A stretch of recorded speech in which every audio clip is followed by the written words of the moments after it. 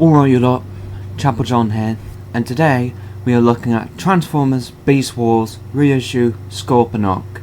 Here he is in a Scorpion mode. He looks rather nice, and he comes with a sheet of instructions and whatever this is. Anyway, here he is. Sorry I've not reviewed in a while, I've been busy. Anyway, so one of the gimmicks on this guy is the tail whipping gimmick. It's this lever on the tail, and you kind of hold the tail in place, and this is what that is. Pretty nice, makes sense, no problem. Anyway, the main colours are grey, red, this blue, and I think that's about it. Now, there are other gimmicks, of course. Like here, if you slide this out far enough, it'll fire a missile. I don't want to lose the missile, but there are buttons at the back over here which will fire them off. But I will fire off the drone though. There's a lever over here, and switch over here, and if you press that, you release the drone. It's a bee drone. Ah, cute. And you've got the little insect legs. Now, main articulation is just springs, but hey, you can make the guy fly if you want to. Zzz. So yeah, get it back into the claw mode. Flip the head up with the insect legs, close the claw around it, and flip the stinger underneath. Then, what you can do, press the switch here, and it's a latch. It's supposed to latch onto it. There's a port here and a hole as you're looking at it. So, yeah, you're supposed to slide it in and lock it in place. It's not always easy to do, and depending how old he is, it may not do it. But on my guy, you can do it. So yeah, that was that. Anyway, transformation for this guy is pretty simple. We're going to come round to the head and just untab it from the body. Of course, it will do so in pairs, mind you. The head's not really tabbed together very well. I say together, not tabbed to the body well. That tab securely. They don't tab together very well. You can't peg them together very well. Take the legs, twist them round 180 if they're outwards like that. There's a reason you're going to be doing that. Then take this red section here, fold it up. Don't quite fold it up all the way yet. You're going to take the head, fold it out. Of course, you'll fold the head way before you'll fold the actual port thing first. But that's no problem. You can flip that the rest of the way out. Then this little port goes over here, locking the head section into place. Well, that is if you kind of get things out the way. It's not always easy, I will say. Not always easy, but it can be done.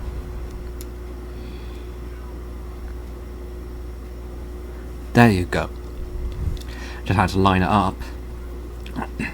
Then take the legs, flip out the feet, and the heads become the heels.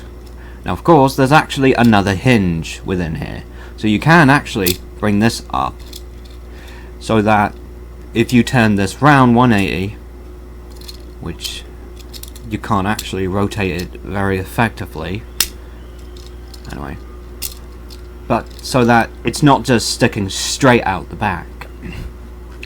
Take these, wrap it round his backside. He always needs hugs on a bad day. Even he gets it. And just get things lined up. Take the claws. Now, you can position them however you want. You can position them like this. Or you can turn these round and turn the claws round. Which I did not get into the articulation of the Scorpion mode. My bad. But hopefully the robot mode articulation will suffice. Because it's pretty much the same when it comes to the claws anyway. And that's really it. But he does have a mutant head. pretty nice, and you can split it open to reveal the robot head. There you go, there's the robot mode, and just kind of get him situated. There you go, that's the robot mode of Scorponok. He's a really nice figure. Any faults with him? Well, the only real faults I can state, well, I should say concerns. Concerns can be the translucent plastic used for the claws. That is a little bit of a concern, but I don't think it's that bad or anything like that. But the only real fault I would say is like, let's see, I don't know, like, okay, I can't think of many faults at all, but there are a few I can imagine. Anyway, articulation is the head. Now here's a real fault here. You can't actually use the head articulation when the mask is opened up like that. It's not easy to do. You can do it, but it's not easy to do at all. The shoulders turn 360, go in and out. Bicep, you can turn that round 360, and the claw can turn 360. No waist. Hips go forwards that far, backwards that far, and outwards that far. Outwards not, well, I mean, it's pretty decent, I'll give it that. You've got a little bit of a hip rotation. I don't think you've got thighs, but hey, hip rotation's always good enough. And you've got a about 90 degrees bend at the knee. And no real ankle tilt, but you do get to play with the toes and whatnot to support your position if you so need it. And bending at the elbow is 90 degrees. I think, or damn well near it. So yeah, that's that. And, okay, I know I said I wasn't going to fire it off to not lose the missile, but fuck it, here we go. Open it up, and you get that. Now, luckily it fired into my thumb. But yeah, you get the idea. I've got to shove it back in, though. There we go. And the claw just... Well, speaking of the claws, the thumb actually moves. So yeah, if you wanted it to look natural in Scorpion mode, you could open it up. Excuse me. So yeah, that's that. He could theoretically look up and down, but he can't do that now. If I close the mutant head, he can look a little bit more. And actually, he can turn 360. And since I've got it closed, he's got green eyes. Interesting. That's the only unfortunate thing about opening the mutant head. You can't really use the head very much. And since I've said all that, the gimmicks still work as usual. I just want to transform it back since I've talked about all there is to talk about. To do that, close the mutant head up, close the mutant head round the robot head, take the arms, bring them up, and take the arms, turn them so that the elbows are facing inwards, and turn the claws so that the thumb, essentially, of the claws are pointing inwards. I don't know what you call it, and excuse the noise. It's busy around here. Kind of just get the claws situated and pointing like that, and close the feet and heels up together. Okay. And take the legs of the scorpion, open them up, take the head, undo that. Okay.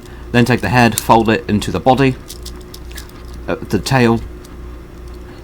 Then take the hips, splay them outwards, and rotate them 180 and bring them up.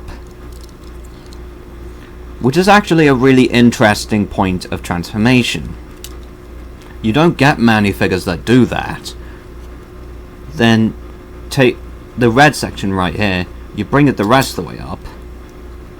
Then take the legs. See these little ports? There are slots over here. You don't tab them to the center point. You don't tab them to the center one. You don't do that. That's for the head. These are for the legs. Then things may not always be easy to line up, and sometimes you've got to make sure that the legs are not bent in a chicken leg position. That's the main thing you've got to make sure of. And now make sure that the head lines up. It will not tab together very well, but you want them to line up anyway. Good. Take the tail, bring that down. Now you can take the tip of the tail, turn it 180. Well, excuse me, I need to bend it upwards first. There we go. Now I can turn it 180. And just get things situated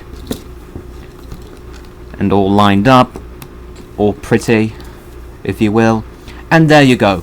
That is Transformers Beast Wars Reissue Scorponok back in a Scorpion mode. What did I think of this figure? He's a pretty nice figure. Any faults? Well, in robot mode you can't really move the head unless you've got the mutant head closed, and concerns of translucent plastic may be arising. But I don't think the translucent plastic is bad. So yeah.